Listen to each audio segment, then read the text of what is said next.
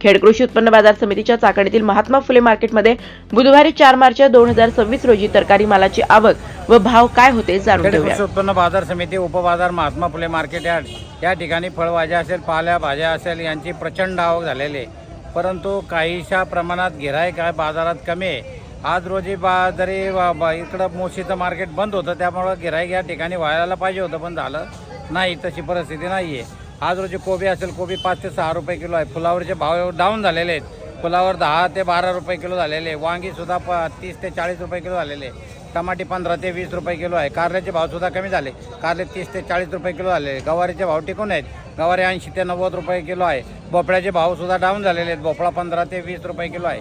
डांगर भोपळासुद्धा 10 ते 15 रुपये किलो आहे। शेवग्याचे भावसुद्धा डाऊन झाले, 40 ते 50 रुपये किलो आहे। मिरची ज्वेलरी असेल, ज्वेलरी 40 ते 45 रुपये किलो आहे। त्याचप्रमाणे काळी मिरची असेल ती 70 ते 75 रुपये किलो आहे। दोडकासुद्धा 30 ते 35 रुपये किलो झालेला आहे। शिमला मिरचीसुद्धा 30 ते 40 रुपये किलो झालेली आहे।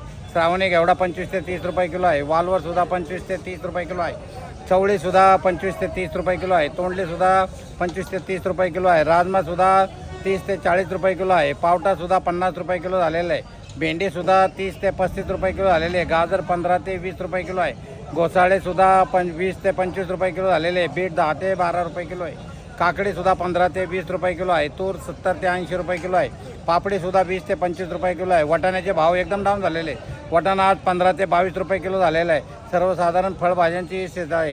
पालेभाज्यामध्ये असेल, पालेभाज्यामध्ये मेथी 10 ते 12 रुपयाला गड्डी आहे। त्याचप्रमाणे शापू असेल, शापू 7 ते 8 रुपयाला गड्डी आहे। त्याचप्रमाणे कोथिंबीरसुद्धा 7 ते 8 रुपयाला गड्डी आहे। पालक 3 ते 4 रुपयाला गड्डी आहे। सर्वसाधारण बाजारामध्ये अशी स्थिती आहे।